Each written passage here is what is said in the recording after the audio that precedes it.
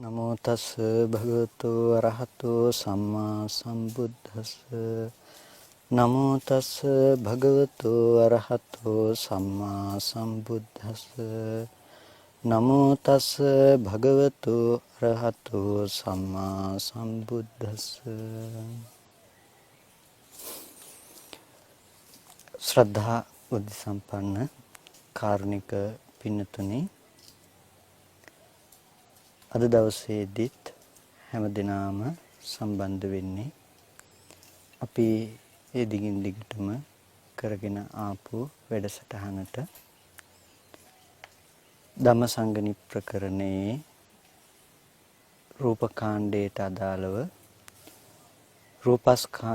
රූපස්කන්ධය පිළිබඳව අපි සාකච්ඡා කරගෙන ආවේ. එතනදී ඒක විදේන රූප සංගහෝ එක ආකාරයකින් රූපස්කන්ධය සංග්‍රහ වෙන්නේ කොහොමද කියන එක පිළිබඳව අපි ප්‍රධාන මාතිකා විදිහට සාකච්ඡා කරගෙන ආවා.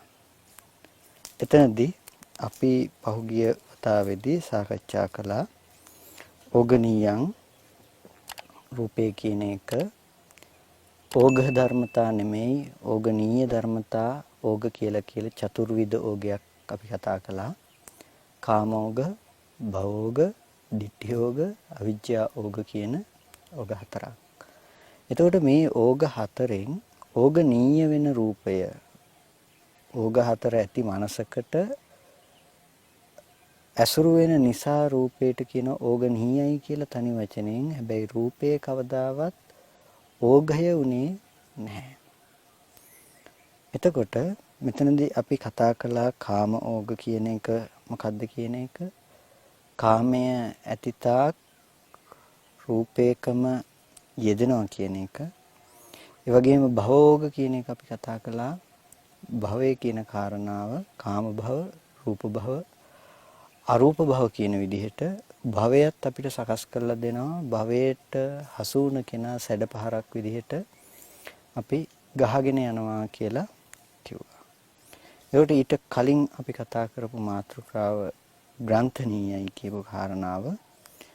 එතකොට අවිද්‍යා කාය ග්‍රන්ථය, ව්‍යාපාද කාය ග්‍රන්ථය, විචිකිච්ඡා කාය ග්‍රන්ථය, ඉදං සච්ඡාබි නිවේසා නැතිනම් ඉදමේව සච්ඡං මෝඝමඤ්ඤං කියන මෙන්න මේ කාය ග්‍රන්ථි ටික පිළිබඳව අපි කතා කළා, සාකච්ඡා කළා.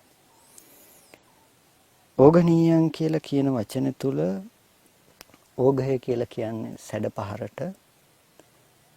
ඕඝ තරණ සූත්‍රය, ඒ කියන්නේ සැඩපහරක් තරණය කරන එක උදාහරණයකට ගත්ත සූත්‍රය. මේ වගේ ඕඝ කියන වචනෙන් හැම වෙලාවකදීම කියන්නේ සැඩපහර කියන අර්ථයෙන්.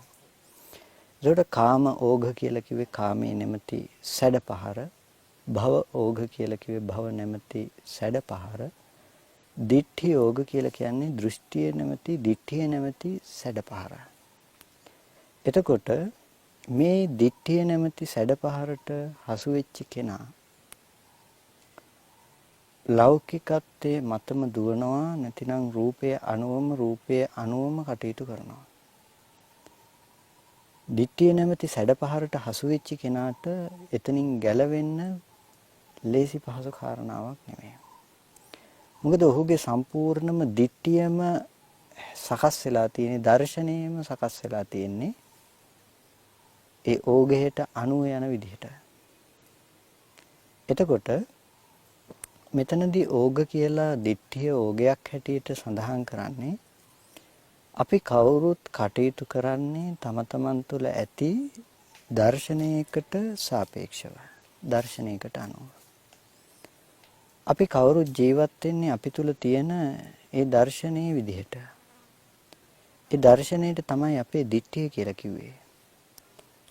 අපේ දර්ශනය වැරදුනොත්, ඒ කියන්නේ අපේ ditthිය වැරදුනොත් අපිට ඕගෙහෙට යන්න පුළුවන්කම තියෙනවා.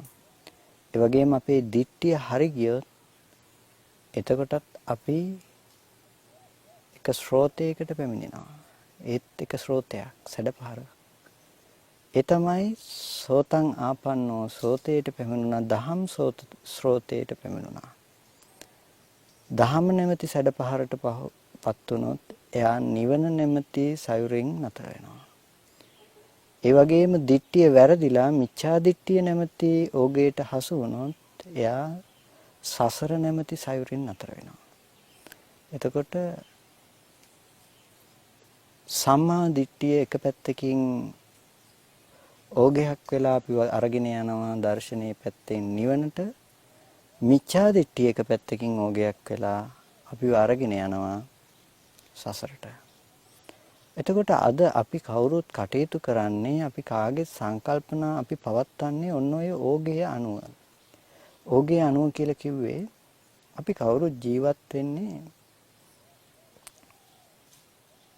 ඔය අපි තියෙන දෘෂ්ටිය මතවාදයේ අනුව. අපි හිතාගෙන ඉන්නේ රූපේ පැත්තෙන් සැප දැනෙනවා කියලා. ශබ්දය අහලා අපිට සතුටු වෙන්න පුළුවන් කියලා. ගන්ධයේ විඳලා රසයේ විඳලා ස්පර්ශයේ විඳලා අපිට සතුටු වෙන්න පුළුවන් කියලා. රූපේ දැකලා සතුටු වෙන්න පුළුවන් කියලා හිතාගෙන ඉන්න අපි හොඳ ප්‍රියමනාප ලස්සන රූප හොයනවා සතුට ඇති කරගන්න. ඒ වගේම සද්ද තුල සතුට ඇති වෙනවා කියලා හිතන අපි සද්දේ හොයනවා මිහිරි ප්‍රියමනාප කන පිනවන්න පුළුවන් සද්දයක්. ඒ වගේම රසයේ ප්‍රිය මధుර වශයෙන් අපි දකින අපි රස ලෝකෙ තුල හොයන්න පෙළඹෙනවා. ඒක අපේ දර්ශනය. ස්පර්ශයත් එහෙමයි.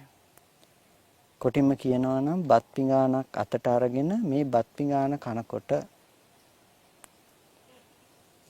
කටට ගත්ත එක බත් පිඬක දැනෙන කෙලත් එක්ක මිශ්‍ර වෙලා හැපිලා එනකොට දැනෙන රසය අපි දකින්නේ කොහේ තියෙන රසයක් හැටියටද? අපි දකින්නේ ඒ රසය අර බත් පිඟානේ තියෙන රසය හැටියට. දිවට ස්පර්ශ වෙන මොහොතේ අපි රස විඳින්නේ. ඒ වුණාට අපේ අදහස තියෙන්නේ ඒ රසය ආවේ කොහෙන් කියලාද? අර බත් පිඟානෙන් කියලා. ආපහු අර විදිහේ රසයක් හදාගන්න ඕනේ වුණොත් අපි මොකද කරන්නේ? අර බත් පිඟානට මත දානවා. නතර වෙන්නේ නැහැ. එතකොට අපි හිතේ තියාගන්නව දෙයක් ඒ හිතේ තියාගන්න පදම එනකන් ඒ දේ කරනවා. අපි හිතේ තියෙන හොද්දේ පදම මොකද්ද කියන එක. ඒ හිතේ තියෙන හොද්දේ පදම එනකන් අපි ලුණු දානවා, මිරිස් දානවා, ඕන දෙයක් කරලා අපි හිතේ තියෙන පදම හොද්දට එනකන් හදනවා. ඇයි අපි හිතාගෙන ඉන්නේ ඒ හොද්දේ රසක් බලාපොරොත්තු වෙන්නේ රස තියෙන්නේ හොද්දේ කියලා. ලෝකෙට අනුව නම් ඇත්තටම රස අපිට රස ආවේ හොද්දෙන් තමයි.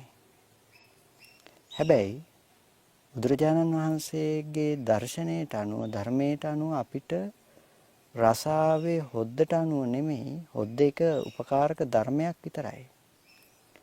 රසය දිවෙන් තොරව පැනෙන්නේ නැහැ.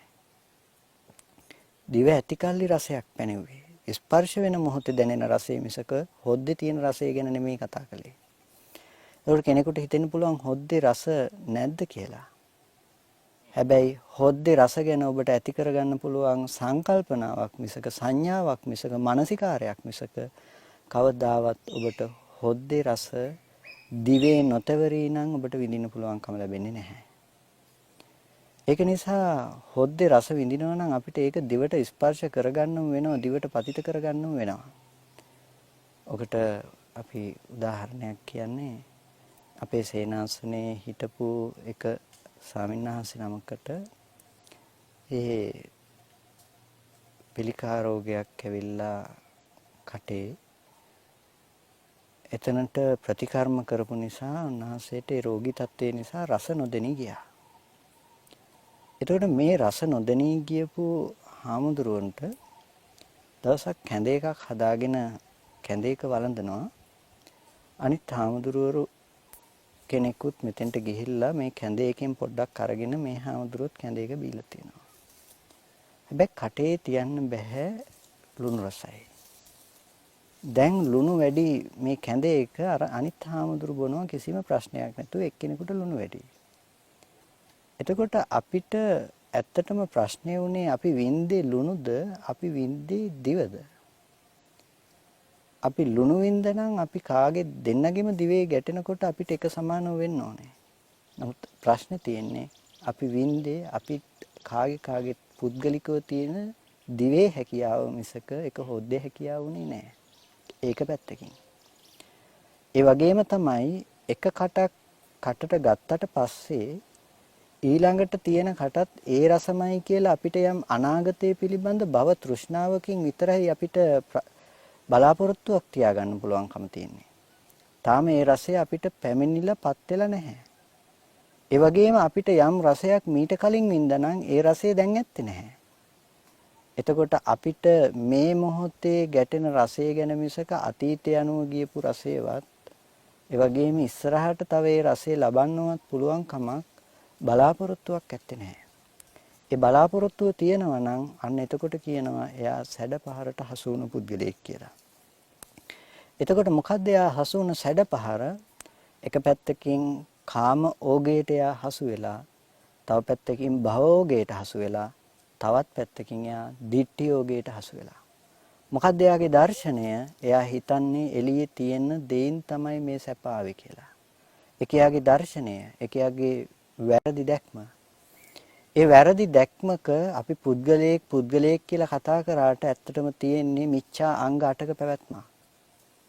ආර්ය අෂ්ටාංගික මාර්ගයේම මිච්ඡා කොටස සම්මා කියන කොටස අයින් කරලා මිච්ඡා දැම්මට පස්සේ අපි පුද්ගලයෙක් කියලා කතා කරාට මිච්ඡා අංග ටිකක පැවැත්මකුයි තියෙන්නේ. ඒ මිච්ඡා අංග ටිකේ තියෙන පැවැත්ම තමයි අපි අපේ දර්ශනය අනුව සකස් වෙච්ච අනිත් අංග 7. එතකොට අපේ දර්ශනයේ තියෙන ලෝකෙන් සැප විඳින මට්ටමකට. අපි ලෝකේ සැප විඳින මට්ටම හැබැයි කොයිතරම් දුරට සහේතුකද සාර්ථකද කියන්න පුළුවන් කමක් නැත්තේ නෑ. මොකද ලෝකෙන් සැප විඳින මට්ටම බොහොම తాවකාලික වගේම බොහොම ප්‍රාථමික මට්ටමක්. ඇයි අපි සැප නැති තැනක සැප ඇති කරගන්න පිරිසක් නිසා. අහලා ඇති ගොඩක් වෙලාවට මම මතක් කරන දෙයක් හරියට මේක රත්තරන් විදින මනස වගේ කියලා. රත්තරන් විදින මනස කියලා කිව්වේ අපි රත්තරන් මාලයක් කියන දේ අපි කාටත් සැපසහගත දෙයක්. කැමති වටිනාකමක් දකිනවා. දකින නිසා මේ වටිනාකමක් ලැබෙන දේ අපි ඒ විදිහට හැසිරෙනවා.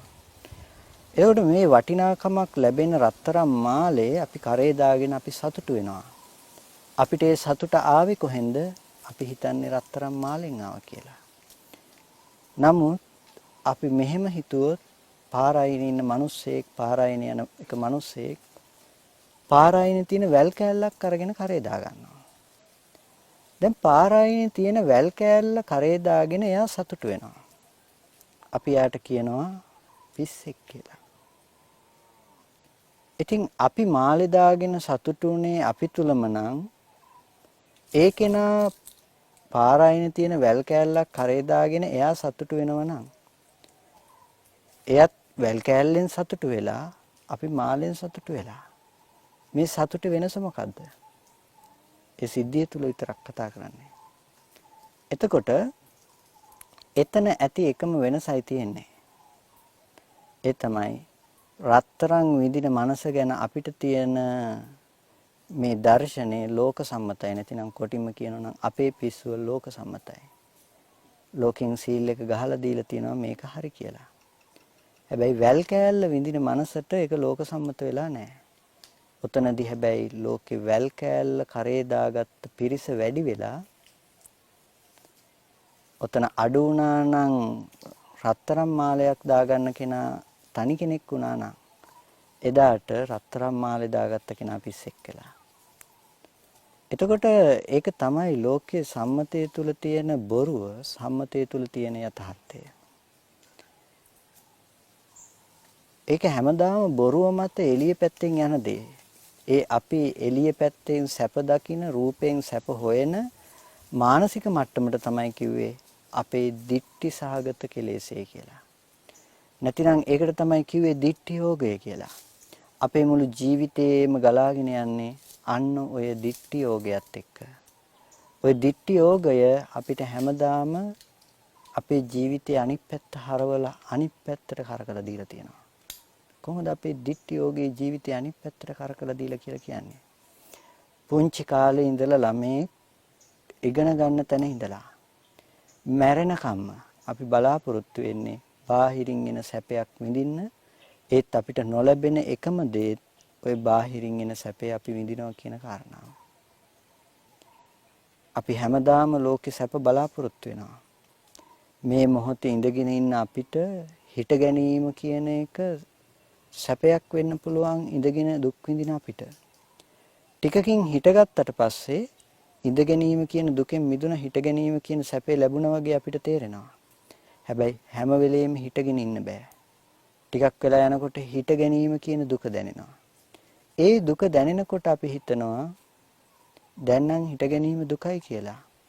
නමුත් ඇත්තටම හිට ගැනීමේ දුක පටන් ගත්තේ යම් මොහොතක ඉඳගෙන ඉඳලා නැගිට්ටනම් ඒ නැගිට්ට මොහොතෙමයි. එතකොට මේ නැගිට්ට බව තුළම අපිට හැමදම දුක උරුම වෙලා තියෙනවා. අපිට දුක ඇති තැන සැපයි කියන විපල්ලාසයේ පෙරළුණු අදහස හිතේ ඇති වෙලා තියෙනවා. යටත් පිරිසෙන් සතර ඉරියව්වම දුක වෙනකොට අපිට කොහෙන් වෙන සැපයක් පණවන්නද? ඒ වගේ ජීවිතේ අපි සැප විඳින්න කියලා ගත්ත දේම අනිත් දවස් වෙනකොට අපිට ජීවිතේ දුක කියන දේ උරුම කරනවා. ඒ අපේ මිච්ඡා දිට්ඨිය නිසා නැතිනම් දිට්ඨි යෝගය නිසා දිට්ඨි යෝගය අපිව නතර කරන්නේ අන්න ඒ වගේ දුකකින්. නැතිනම් දිට්ඨි යෝගය ඔය එළියේ තියනවා කියන ගතියම අපිට දීලා අපිව නතර කරන්නේ සසරෙන්. තව ආත්ම භාවයක් අරගෙන ගිහිල්ලා දීලා තව ප්‍රතිසන්දියක් වශයෙන් විඥාන ඨිතියක් හදලා දීලා විඥාණයට පිහිටින්න තැනක් අල්ලලා දීලා තමයි ওই දිට්ඨි යෝගේ නතර කරන්නේ. එහෙම නැතුව දිට්ඨි යෝගේ එයාගේ වැඩේ මගින් නතර කරලා යන කෙනෙක් නෙමෙයි. පටන් ගත්තනම් ගිහිල්ලාමයි නතර වෙන්නේ. ඊට පස්සේ ඊළඟ යෝගය තමයි අවිජ්ජායෝගය. අවිජ්ජායෝග කියලා කිව්වේ නොදන්නාකම, අවිද්‍යාව. මොකක් නොදන්නාකමද? චතුරාර්ය සත්‍ය ධර්මය නොදන්නාකම අවිද්‍යාවෝගය. ඒ චතුරාර්ය සත්‍ය නොදන්නාකම තමයි අපිට කාමෝගයත්, භවෝගයත්, ditthියෝගයත් කියන මේ ඕග ටික පැවැත්මටම උපකාර වෙච්චි මූලක්ලේශයේ බවට පත් වෙච්චි ප්‍රධානම ඕගය වෙන්නේ අවිජ්ජාෝගය. ඔය තුනම සැඩපහර යන මාර්ග තුනක් නම් කාම භව ditthි කියන තුන ඔය තුනේම යන සමාන ජලය වගේ තමයි අවිද්‍යාව කියන එක. ඒ හැම තැනකම අපිට අවශ්‍යම කෘත්‍ය સિદ્ધ කරලා තියෙන්නේ අවිද්‍යාවෝගයෙන්. එතකොට ඔන්න ඔය ධර්මතා ටිකට කියනවා ඕග කියලා. ওই ටික තමයි යෙදෙන්නේ. ওই ටික තමයි තම තමන් තුල හදාගන්න ටික. කාම, භව, ditthi සහ අවිජ්ජා කියන ලක්ෂණය. කෙනකෙනාගේ මනසේ ওই ලක්ෂණ ටික යෙදෙනකොට හැබැයි තම තමන් ඒ ලක්ෂණ ටික පතිත කරගන්නේ ඕග නොවන තැනකින්. එයාට කැමති වස්තු පේනවා. ඒ වගේම තියෙන වස්තු පේනවා. ඇති බවට හම්බෙන දේවල් තියෙනවා.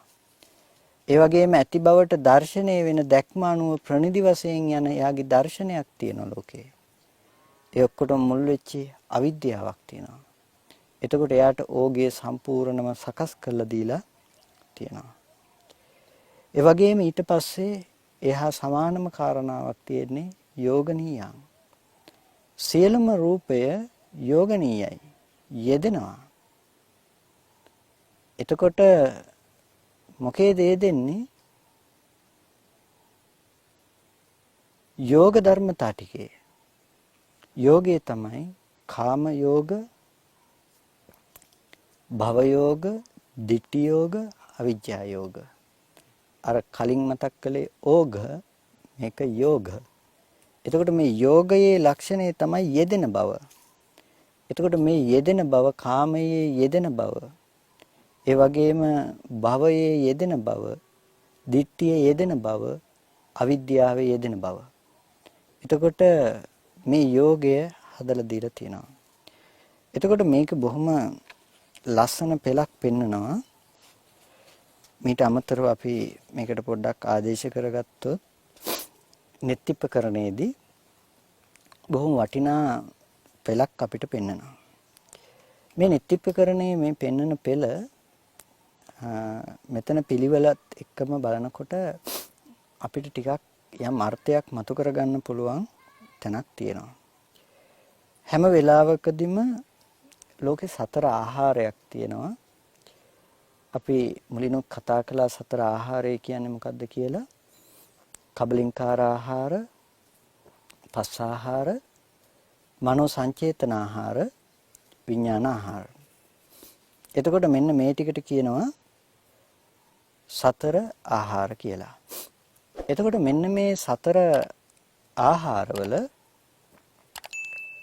අපිට කබලින්කාර ආහාරය කැබලි වශයෙන් ගන්න නැතිනම් ඕජට්ටමක රූප කලාප ගේන ආහාරය නිසා 4 ආහාරය කියන කාරණාව නිසාම ඇති වෙනවා හිතේ විපල්ලාස 4ක්. 4 විපල්ලාසය. විපල්ලාස 4 බෙදනවා 4 ආහාරයට. එතකොට විපල්ලාස 4 ආහාරයට බෙදුවට පස්සේ මේ කබලින්කාර ආහාරයට හැම වෙලාවකදීම බෙදනවා දුක ඇති තැනක සැපයි කියන සංඥාව. ඒ වගේම පස් ආහාරයට දුක ඇති තැන සැපයි කියන සංඥාව. කබලින්කාර ආහාරයට අසුබයේ සුබයි කියන සංඥාව. අසුබදී සුබයි කියන ලක්ෂණය හැම වෙලාවකදීම කබලින්කාර ආහාරයේ පැත්තෙන් ඒ වගේම ස්පර්ශ ආහාරයේ පැත්තෙන් අපිට ගෙනල්ලා දෙනවා දුක් දේ සැපයි කියන සංඥාව. එතකොට කබලින්කාර ආහාරය පිරිසිඳ නොදන්නාකම නිසා අපිට ඇති වෙන ආශ්‍රවේ නැතිනම් විපල්ලාසය තමයි මේ අසුබදී සුබයි කියන සංඥාව. කබලින්කාර ආහාරය හැමදාම අසුබ වූ මට්ටමකින්මයි පැවතුනේ. එතකොට අසුබ වූ මට්ටමකින් කියලා කිව්වේ කවදාවත් සුබ අර්ථයක් සිද්ධ කළේ නැහැ කබලින්කාර ආහාරය. කබලින්කාර ආහාර ප්‍රත්‍යයෙන් හැදුණු මේ කය දිහා අපි බැලුවොත් රළු විදිහටම අරගෙන සුබ කියන සංඥාවක් අපිට ඇති වුණාට මෙතන තියෙන යථාර්ථය අසුබයි කියන ලක්ෂණය. අපි කිව්වොත් අපිට සුබයි ලස්සනයි කියලා පෙනෙන මේ රූපය ටිකක් විමසලා බලන්න කියලා කිව්වොත් අන්වීක්ෂයකට හරි යොමු කරලා ටිකක් බලන්න කිව්වොත් මේක බොහොම අප්‍රසන්න විදිහට අපිට පෙනේ. බොහොම බලන්න බැරි මට්ටමකට අපිට දකින්න පුළුවන්. දැන් මේ අප්‍රසන්න විදිහට පෙනෙන මෙන්න මේ මට්ටමේදී හැම වෙලාවකදීම අපිට පත් වෙලා තියෙන දේ තමයි අසුබදී සුබයි කියන ලක්ෂණය. අද අපිට සුබ දර්ශනය දෙවියෙකුට වගේ කෙනෙකුට බොහොම අසුබදායක වෙන්න පුළුවන්. ඒ වගේම අපිට සුබයි කියලා අසුබයි කියලා පෙනෙන දේ තව කෙනෙකුට බොහොම සුබ වෙලා පේන්න පුළුවන්. ඒක තමයි තියෙන ඇත්ත ස්වභාවය. අර සාමාන්‍යයෙන් කතාවටත් කියන්නේ මිනිස්සෙකුගේ ගඳ දෙවියෙකුට ගව් ගානක් දැනෙනවයි කියලා. එතකොට දිව්‍ය ලෝකයේ තියෙන ඒ ස්වභාවය අනුව සුකුම ශරීරය අනුව ඒගොල්ලොන්ට විතර දුඟදක්. ඒගොල්ලොන්ට ඒක සුවඳක් නෙමෙයි. නමුත් අපිට මෙතන සුවඳක් විඳින්න පුළුවන්කම තියෙනවා. එතකොට කුමක් නිසාද? අසුබයේම ඇති තැනක සුබයි කියන විපල්ලාසය නිසා. එතකොට අපිට අසුබයක් කියලා පෙනෙන තැනක අපිට යම් අසුබයි කියලා අසුබ ලක්ෂණයක් පෙනෙන තැනක දකින්න තියෙන දෙයක් තමයි ත්‍රිසංගත සතෙක් ගත්තොත් සමහර විට එයාට ඒක සුබ සංඥාවක්. අසුචි ටිකක් ගත්තොත් අපිට ඒ අසුචිය බොහොම පිළිකුල්. නමුත් ඒ අසුචිය සත්පුද්ගල මට්ටමකුත් තියෙන්න පුළුවන්කම තියෙනවා. එතනක් පවතින විඥානයක්, එතනක් පවතින ස්කන්ධ ධර්මතා ටිකක්. නමුත් එයාට අසුභය සුභයි කියන සංඥාව තුල පිහිටා තියෙනවා. අපි කිව්වොත් බුදුරජාණන් වහන්සේ එක සූත්‍රයකදී දේශනා කරනවා මීල් හේකයා කියන පණුවෙක් පිළිබඳව අසුචි වලේ ඉන්න මේ පණුවා නිතරම අසුචි බලාපොරොත්තු වෙනවා කියලා. එතකොට දැන් ඒ කෙනාගේ සංඥාව ඒ කෙනාගේ මානසිකාරයේ තියෙන්නේ ඒක සැපදායක විදිහට.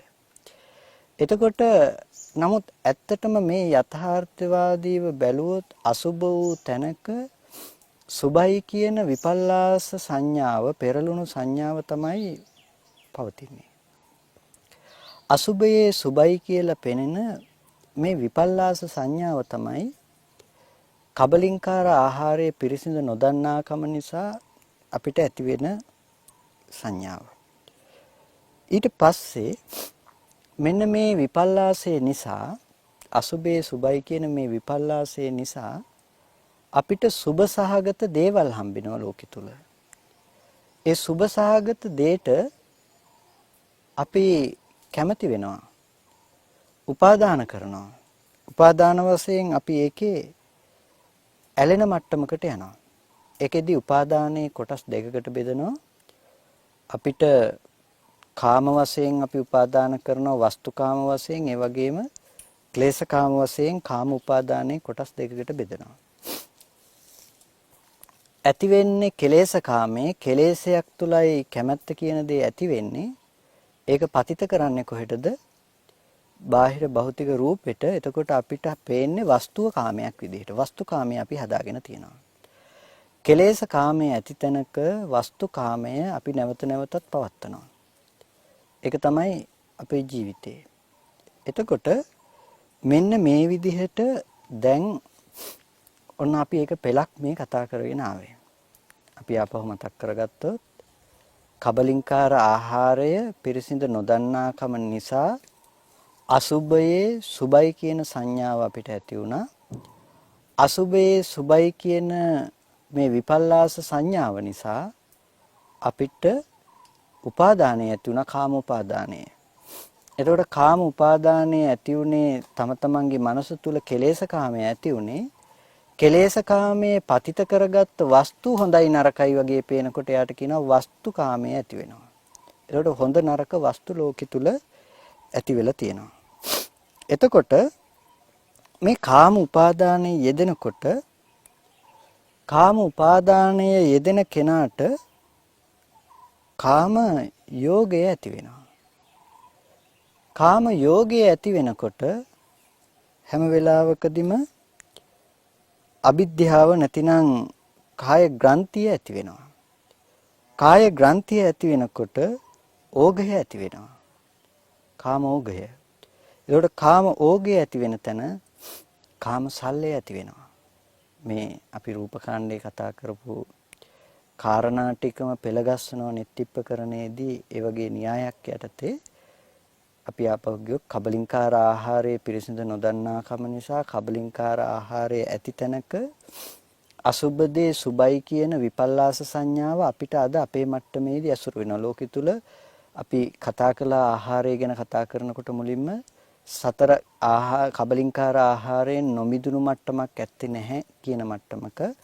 එතකොට මේ අපිට යම් සුබයි කියලා හම්බෙනවා නම් ඒ සුබ බව හම්බ වෙන්නේ හමුවන්නේ කබලින්කාර ආහාරයේ පිරිසිදු නොදන්නා මානසික මට්ටම නිසා. එතකොට මේ කබලින්කාර ආහාරයේ පිරිසිදු නොදන්නා මානසික මට්ටම නිසා හමු වෙන අසුබයේ සුබයි කියන මේ විපල්ලාසය නිසා අපිට හදලා දෙන උපාදානයට කියනවා අපිට කාම උපාදාන කියලා. අසුබයේ සුබ වශයෙන් සුබ දෙයට කැමති වීම. එතකොට කැමති වීම ඇති වෙන්නේ කෙලෙස් කාමයක් විදිහට. අපි කෙලෙස් ටිකටයි කැමති. එතකොට කෙලෙසයට කැමති වෙනකොට ඒ කැමැත්ත අපිට වස්තුව පැත්තට කැමති වගේ හදලා දීලා තියෙනවා. එතකොට කෙලෙස් කාමය අපිට වස්තුව මතට පතිත වුණාට පස්සේ වස්තු කාමය හදලා දීලා තියෙනවා. වස්තු කාමය හැම වෙලාවකදීම මේ කාම කියන උපාදානය ගත්ත වස්තුකාම ක්ලේශකාම වශයෙන් ගත්ත කාම උපාදානය අපිව යොදවනවා මොකද කාම නැමැති යෝගයේ යොදවනවා. කාම නැමැති යෝගයේ අපි යොදවනකොට අපිට ඇති කරනවා අවිද්‍යා කාය ග්‍රන්ථියක්. එතකොට අපිව දැඩිසේ කයකම බැඳලා ගැට ගහලා තියෙනවා. ඊට පස්සේ අපිට තියෙන සැඩ පහරක් ගහගෙන යන්න පුළුවන්. අපිට බැඳට පස්සේ අපිව ගැට ගහගෙන යනවා මේ ස්රෝතයට අහු වෙලා එහෙම නැතිනම් ඕගයට අහු වෙලා. මේ ඕගයට අහු වෙලා අපිව ගහගෙන යනකොට අපිට ඇති වෙන ධර්මතාවය තමයි සල්ලේ කියන දේ. හුලක්. කාමයෙන් නැමැති හුල අපිට උරුම වෙනවා. එතකොට දැන් ඔන්න ඔය පෙළ තුල අපි බැලුවොත් උදාහරණයක් කිව්වොත් හරියට කාම උපාදානය කියන එක කබලින්කාර ආහාරයේ පිරිසිදු නොදන්නාකම නිසා විපල්ලාස හදාගෙන විපල්ලාසයේ නිසා උපාදානය හදාගත්තා. මේ උපාදානය කියන කාරණාව කියන එක ගොනෙක් වගේ කියලා කිව්වොත් අපි මේ ගොනාව අපි යොදනවා නිකන් ගොනෙක් හිටියට බෑ. අපි ගොනාව යොදනවා හොඳට දැඩිව කරත් එක. ඒක තමයි යෝගය. එතකොට උපාදානය අපි යෙදුවා මේ කරත්තේ නැතිනම් මේ සසර ගමන යන්න පුළුවන් විදියට යෝගයේ ගුණාව තියලා ගැට ගැහුවා. හැබැයි නිකන් ආවට ගියාට ගැට ගහන්න බෑ අපිට ඕක. අපිට ග්‍රන්ථියක් ඕනේ හොඳ ලණුවක් ඕනේ ගැට ගහන්න. අන්නේ ලණුව තමයි අපිට ග්‍රන්ථියෙන් හදලා දෙන්නේ කාය ග්‍රන්ථිය කය ගැට ගහන්න පුළුවන් අවිද්‍යා කාය ග්‍රන්ථිය අපිට විෂම ලෝභයේ පැත්තට හදලා දෙනවා. දැන් ඔන්න ලිහින්නේ. ගොනා කරත්තේ ගැට ගහලා ඉවරයි. දැන් ලිහින්නේ. දැන් යෙදිලා ඉවරයි. ගැට ගහලත් ඉවරයි. දැන් අපිට පුළුවන් ඕග ගහගෙන යනවා. ගොනා ඇදගෙන යනවා කරත්තේ. දැන් ඕගය කොයි අතටද කැරකෙන්නේ ගොනා සහ කරත්තේ අන්න ඒ පැත්තටම ගහගෙන යනවා. දැන් ඔය ඕගය ඔය යෑම මොන විදිහකටද යන්නේ? හදිසියේ හරි ගොනා පෙරළුනොත් කරත්තේ පෙරලෙනවා. බැඳුම හොඳයි. කරත්තේ පෙරළුනොත් ගොනා පෙරලෙනවා. ගොනා පෙරළුනොත් කරත්තේ පෙරළුනොත් ගොනා දෙපැත්තම පෙරලෙනවා. අන්න ඒ පෙරලෙනකොට අපිට සල්ල කියන දේ ඉතුරු වෙනවා. සල්ල කියලා තියෙන ඔය දෙපැත්තෙම තියෙන බොහොම උල් සහිත දේවල්. ඇනෙනවා. වේදනාව දැනෙනවා. ආපහු උත්සාහවත් වෙනවා යන්න. යන්නේක සැපයක් කියලා දකිනවා. ආස්වාදේ නැතුව නෙමෙයි යනවා. ආපහු පෙරලෙනවා. ආයෙත් ඇනෙනවා. ආයෙත් යනවා. ඕක තමයි නොකඩව අපේ තියෙන පැවැත්ම. ජීවිතේ ගලාගෙන යන දුක ඒ පැත්තෙම සැප හොයනවා. අර පහන් දැල්ලට පනින පළඟටිය වගේ. එතකොට ජීවිතේ අපේ ජීවිතේට ඔන්න ඔය විදිහට අපිට දුක කියන දේ ගලාගෙන අවිල්ලා තියෙනවා. එතකොට මේ කබලින්කාර ආහාරයේ පිරිසිදු නොදන්නාකම නිසා හිතේ අසුබේ සුබයි කියන මේ පෙරළුණු විපල්ලාසය ඇති කරගෙන විපල්ලාසය නිසා අපි උපාදානය හදාගෙන උපාදානයේ නැමැති මේ ගුණා යෝග නැමැති යෙදීමෙන් යොදලා අපි අරගෙන යනවා ග්‍රන්ථ නැමැති ග්‍රන්ථියෙන් හොඳට ගැට ගහලා ඕගෙට දාලා අරගෙන යන විදිහට. එතකොට මෙන්න මේ විදිහට ඕග යෝග කියන ওই ග්‍රන්ථවල ධර්මතාවල ග්‍රන්ථ ඕග යෝග කියන ධර්මතාවල ওই විදිහේ අර්ථයක් පෙළක් තියෙනවා.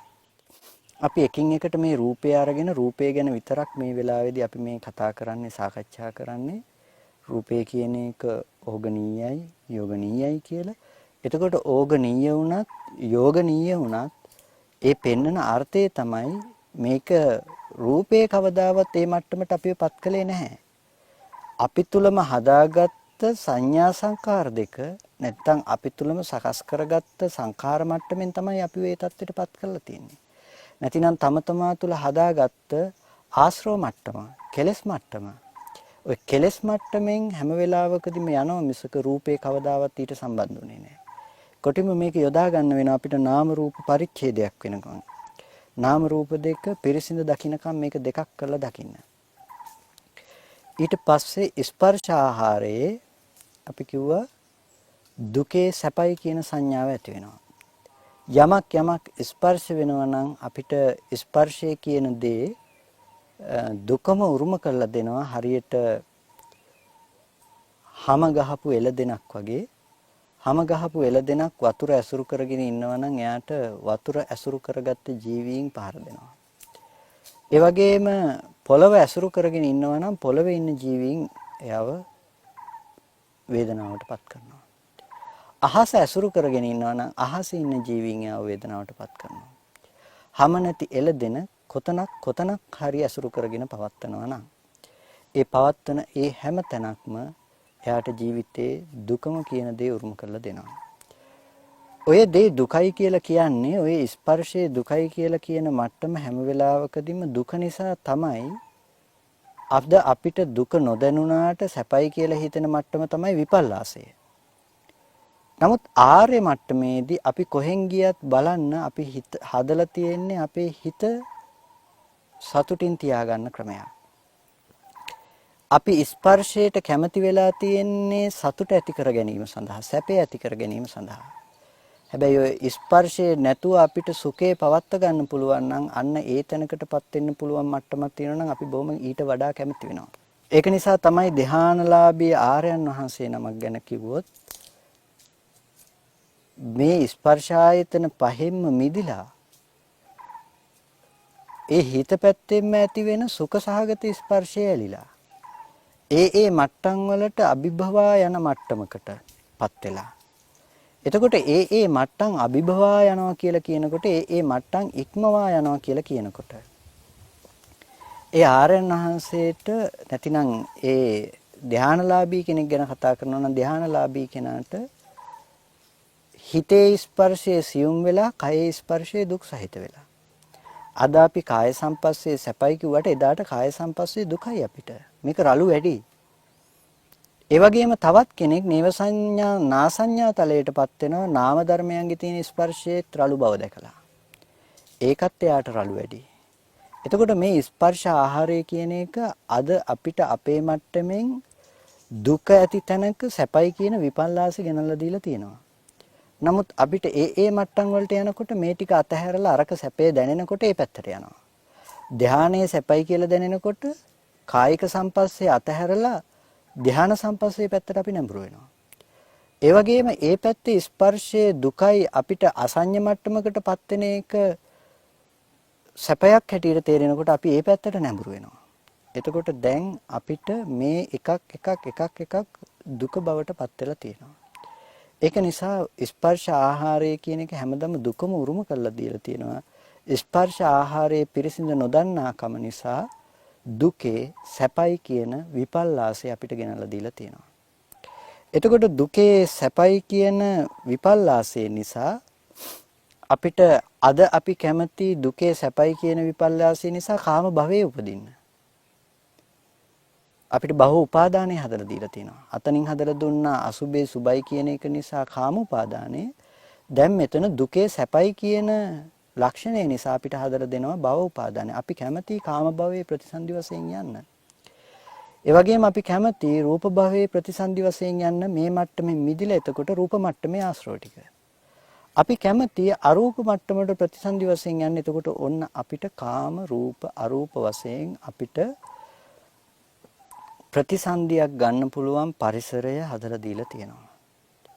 එතකොට ඒ පරිසරය හදලා දීලා තියෙන සම්පූර්ණම භවය මත. ඒ භවය කියන එක නිකන් ඇති උනේ නැහැ. ඒ භවයේ නැමැති උපාදානය හදලා දුන්නේ අපිට දුකේ සැපයි කියන විපල්ලාස සංඥාව නිසා.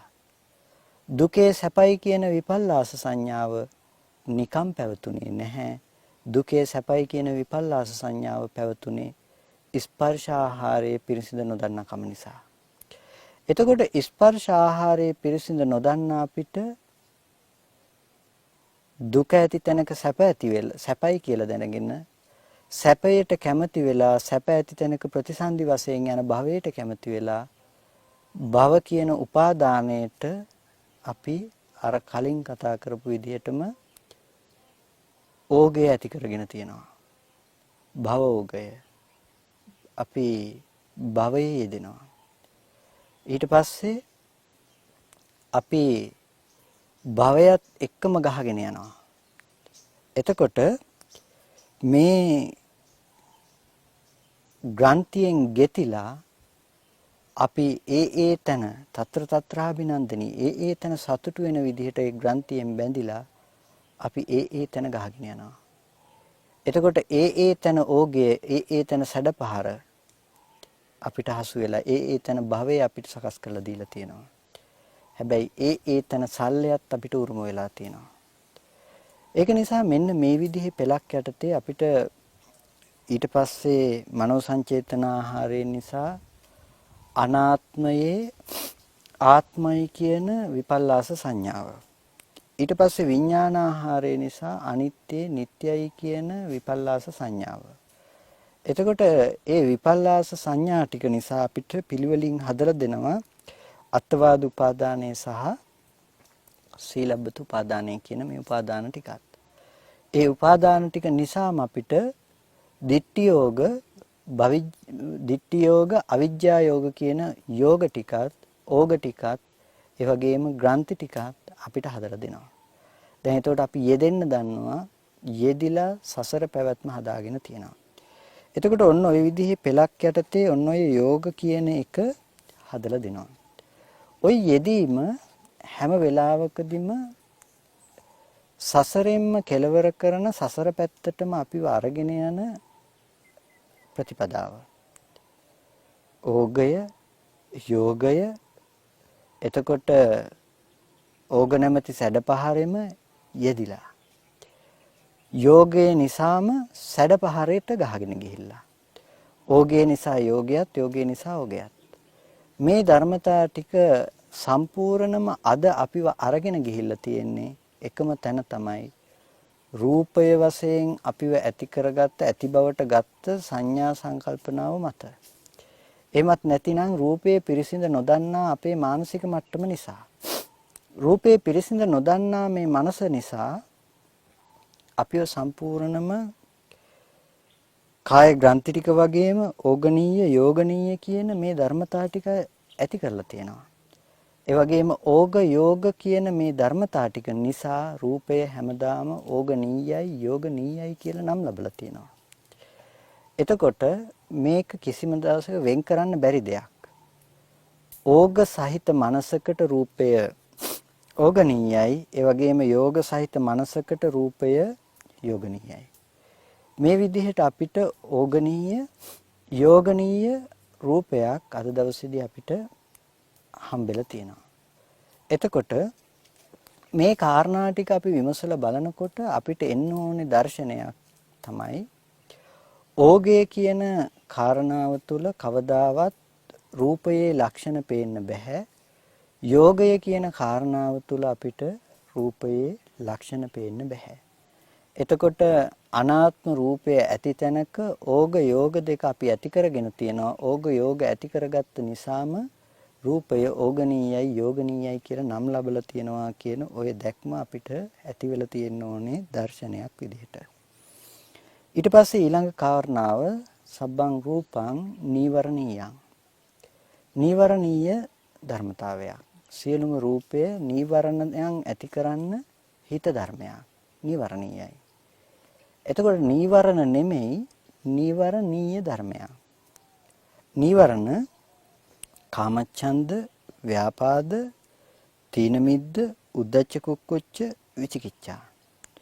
එතකොට කාමච්ඡන්ද, ව්‍යාපාද, තීන මිද්ද, උද්ධච්ච කුක්කුච්ච, විචිකිච්ඡා කියන මේ නීවරණ ධර්මතා ටික පංච නීවරණ කියලා අපි කතා කරනවා. මීට අමතරව 6 වෙනි නීවරණයකුත් කතා කරනවා. අවිද්‍යා නීවරණය කියලා. අවිද්‍යා නීවරණානං තණ්හා සංයෝජනානං සන්ධාවතං සංසරතං කියන වගේ අවිද්‍යාව කියන එක නීවරණයක් හැටියට නිවන ආවරණය කරන ධර්මයක් හැටියට නීවරණ කියලා කියන්නේ නිවන ආවරණය කරන නිසා නීවරණ කියලා කියනවා. එතකොට මේ නීවරණ හැම වෙලාවකදීම හිතේ ඇති වෙන ධර්මතා රූපය නීවරණීයයි. නීවරණ යෙදෙන මනසකට රූපේ ඊට හිත වෙලා තියෙනවා. නීවරණ සහිත මනසකට රූපේ ඒක නීවරණ ටික සකස් කරලා දීලා තියෙනවා. එතකොට කිව්වොත් කාමච්ඡන්දේ කියලා කිව්වොත් කාමච්ඡන්ද නීවරණය හැම වෙලාවකදීම කාමච්ඡන්දේ අපි කලිනුත් ගොඩක් කතා කළා. කාම උපාදාන ආදී තැන්වලදීත් කාම භව, කාම යෝග, කාම ඕඝ මේ හැම තැනකදීම කතා කළා. එතකොට කාමච්ඡන්දේ කියන තැනදීත් කාමයට ඇති කැමැත්ත අපිට පේන්නේ අද රූපي තුල. රූප, ශබ්ද, ගන්ධ, රස, ස්පර්ශ කියන මේ ධර්මතා ටික තුල තමයි අපිට කාමයට තියෙන කැමැත්ත පේන්නේ. එතකොට අපි කැමති උනේ කාමයටයි. හැබැයි කාමයේ ඉෂ්ට කරනවා වගේ පෙනුනේ රූපෙනුයි. ඒක නිසා රූපෙට කැමති වුණා. නැත්තම් මට ඇත්තටම අවශ්‍ය කරන්නේ රූපේ නෙමෙයි. රූපේ මට අවශ්‍ය නැහැ. අවශ්‍ය මට කාමයේ ඇති කරගන්න වස්තුවක්. සතුට ඇති කරගන්න වස්තුවක්. ඒ සතුට ඇති කරන්නේ, ඒ කාමයේ ඇති කරන්නේ රූපي පැත්තෙන්. ඒක නිසා මම මේ රූපෙට කැමතියි. අන්න ඒ මට්ටමයි ආශ්‍රව ටික සකස් කරලා දෙන්න හේතුනේ. එතකොට කාමච්ඡන්දේ කියන එක කාමයට ඇති කැමැත්ත අපිට නියෝජනය කරලා තියෙන අපි රූපෙට කැමතියි කියන එක. එතකොට මෙතනදි කියන්නේ මේ දෙකක් හැටියට දකින්න. රූපේ නීවරණීයයි. රූපේ කියන්නේ නීවරණ නෙමෙයි. නීවරණීය ධර්මයක්. එතකොට නීවරණීය රූපේහි නීවරණ ධර්මතා ටික දකින්න එපා. ඒ වගේම නීවරණවල නීවරණීය වූ රූපේ දකින්නත් එපා. ඔයගොල්ලන්ට කාමච්ඡන්දේ කියනකොට රූපේ දකින්න එපා. කාමච්ඡන්දේ කියන එක වෙනම දකින්න. කාමච්ඡන්දේ කියන එක තමන්ගේ හිතේ ඇති කරගත්ත දෙයක්. රූපේ ඉතුරු නැතුවම නිරුද්ධ වුණ තැනක තමන්ගේ චිත්තසංතානයේ තුල ඇති කරගත්ත දෙයක් තමයි කාමච්ඡන්දේ කියන එක. එතකොට කාමච්ඡන්දය හැම වෙලාවකදීම හදලා දීලා තිබුණේ තමන්ගේ සිත තුල. ඒක අපිට පෙන්වුවේ හැබැයි එළියේ තියෙන දෙයට කැමති වගේ. ওই දෙකක් කරගන්න අද අපිට අවශ්‍ය වෙනවා. ඊට පස්සේ ව්‍යාපාදය. ව්‍යාපාදේ කියන එක නීවරණයක්, නිවන ආවරණය කරන ධර්මයක්, නීවරණ ධර්මයක්.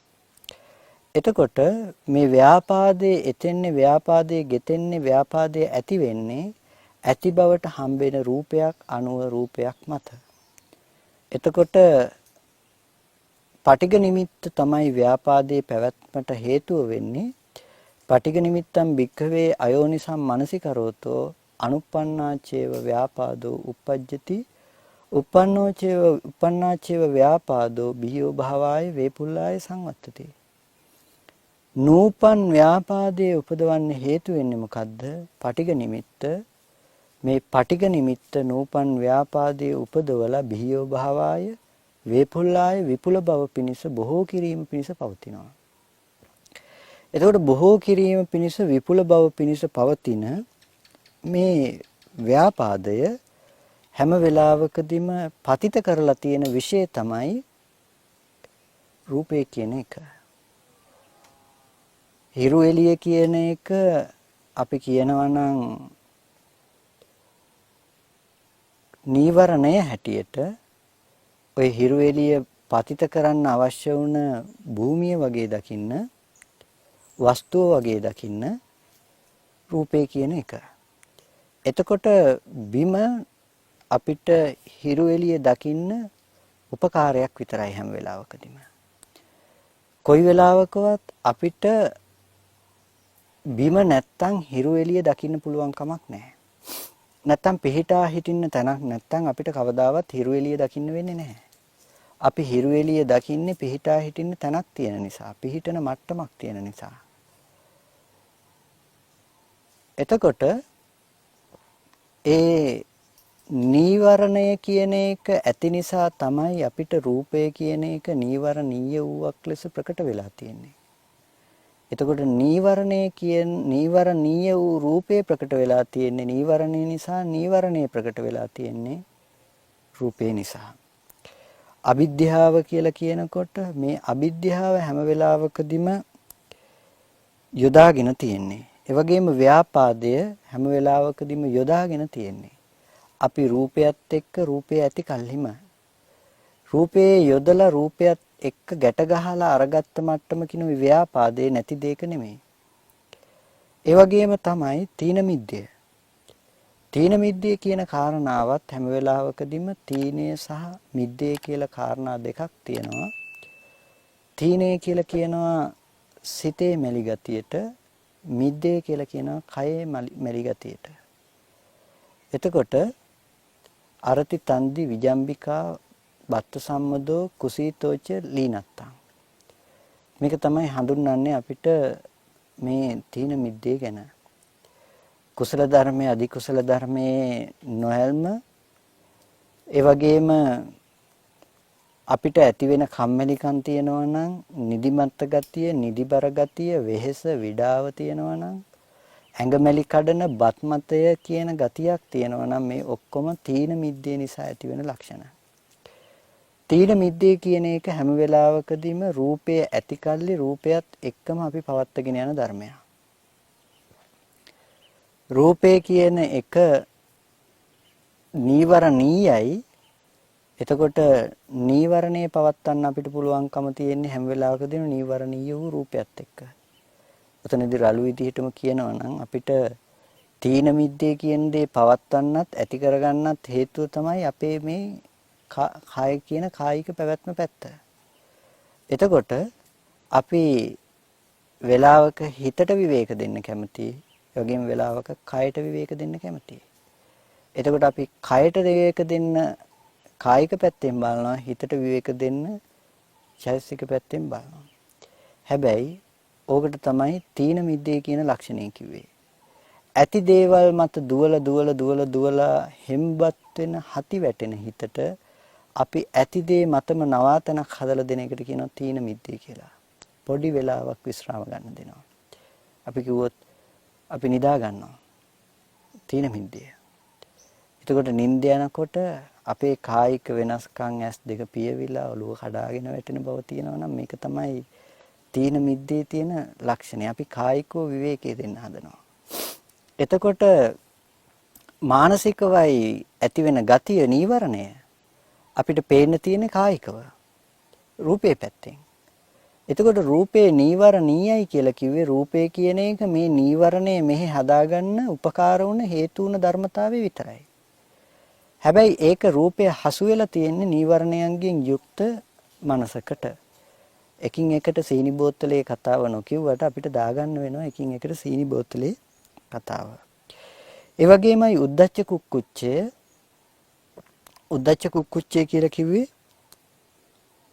හිතේ තියෙන විසිරුණු ගතිය. කුකුස් කරන ගතිය, සැක කරන කුකුස් උපදවන ගතිය. එතකොට මේ හිතේ තියෙන කුකුස් කරන ගතියට කිව්ව උද්දච්ච කුක්කුච්ච කියලා. හරියට අලුගඩකට පොල්ලකින් ගැහුවා වගේ කියලා අපි කලින් කතා කළේ. පොල්ලකින් ගැහුවාම අලුගඩ විසිරෙනවා. ඒ වගේ මේ හිතත් රූප, ශබ්ද, ගන්ධ, රස, ස්පර්ශ කියන මේ අරමුණු හැමතැනකම හිත විසිරිලා. හරියට අලුගඩකට පොල්ලකින් ගැහුවාගේ අපිට එකින් එකට හිත අරමුණු ගෙනත් දෙන එකින් එකට පැන යනවා. පාවෙමින් යනවා. ඒකට ඒකට කියනවා උද්දච්ච කුක්කුච්ච කියලා. ඒ ඔක්කොම රූපයේ ඇතිකල්ලි රූපේ තියෙන ගතියත් එක්ක ගෙනල්ලා දෙන මට්ටම. ඊට පස්සේ විචිකිච්ඡාව කියන එක අපි කතා කළා සැකය. එතකොට උද්ධාදී අටතන තියෙන සැකය ගැන කතා කළා විචිකිච්ඡාව කියලා. මෙන්න මේ වලට කියනවා නීවරණ කියලා. අවිද්‍යාව කියන එකත් නීවරණයක් හැටියටම යොදනවා. එතකොට මේ නීවරණ ධර්මතා ටික ඇති කරගන්න හිත උන අර්ථයෙන් රූපේ දිහා බලාගෙන කෙනෙකුට පුළුවන් නීවරණ ඇති කරගන්න. රූපේ ඇතිකල්ලි තමයි නීවරණ ගෙනල්ලා දීලා තියෙන්නේ. ඒ වගේම නීවරණ ඇතිකල්ලි තමයි එයාට රූපය හදලා දීලා තියෙන්නේ. එයාට කාමච්ඡන්දේ ඇතිකල්ලි තමයි එයාට කාම උපාදානෙ හදලා දෙන්නේ. උපාදානෙ ඇතිකල්ලි තමයි කාම භවය හදලා දෙන්නේ. කාම භවයේ ඇතිකල්ලි තමයි එයාට කාම භවයේ ජාතිය හදලා දෙන්නේ. එතකොට ජාතිපච්චය ජරා මරණ ශෝක පරිදේව දුක්ඛ දෝමනස් උපායාසා කියන ඔක්කොම ටික එයාට ලබන්න පුළුවන්කම තියෙනවා. මෙන්න මේ එකම ධර්මතාවය නිසා. නීවරණ කියන ධර්මතාවය නිසා. එතකොට එයාට රූපේ නීවරණයටත් නීවරණ රූපේටත් උපකාර කරලා තියෙනවා. නීවරණ සහිත මනසට රූපය හම්බෙලා තියෙනවා. රූපය හම්බෙන මනසට නීවරණ ටික හම්බෙලා තියෙනවා. දැන් එතකොට ඔන්න ඔය විදිහට අපිට නීවරණීයයි කියන එක යටතේ රූපේ කතා කරන්න පුළුවන්කම තියෙනවා. එතකොට ඒ තුලත් අපි වෙනද කතා කරනවා වගේම අපිට වෙන් කරගන්න පුළුවන් වුණොත් ඇයි රූපෙට නීවරණීයයි කිව්වේ? නීවරණ ධර්මතා ටික මොකද්ද? එතකොට නීවරණ රූපේ නැද්ද කියන ওই ලක්ෂණ ටික වෙන් කරගත්තොත් ඒකම තමයි අපේ ජීවිතේ භාවනාව වෙන්නේ. ඒකම තමයි අපිට වැදගත් වෙන සම්දිස්ථානය වෙන්නේ. ඒක නිසා ඒක බොහොම වැදගත් කාරණා ටිකක් අපිට නාම රූප පරිච්ඡේදයක් කරන්න පුළුවන්. නාම රූප දෙක වෙන් වෙන් වශයෙන් දකින්න පුළුවන් බොහොම වැදගත් කාරණාවක්. ඒක නිසා ඒ ටික අපි අපේ ජීවිතයේ ප්‍රායෝගික භාවනාවක් විදිහට නැතිනම් ප්‍රතිපදාවක් තුළ අපේ දර්ශනය ප්‍රකට වෙන විදිහට යොදා ගන්නවා නම් ඒක තමයි වැදගත්ම දේ වෙන්නේ අපි නිකම් පාඩමක් ඉගෙන ගත්තට වඩා. ඒක නිසා කාටත් මේ ධර්මතාවයන් මානසිකාරය කිරීම තුළ යෝනිසෝ මානසිකාරය සිද්ධ කරගෙන ඉක්මනින්ම මේ සසර දුකෙන් එතර වීම පිණිසම මේ කුසලය හේතු පාරමිතාවක්ම වේවා කියන මේ ප්‍රාර්ථනාව සිද්ධ කරනවා.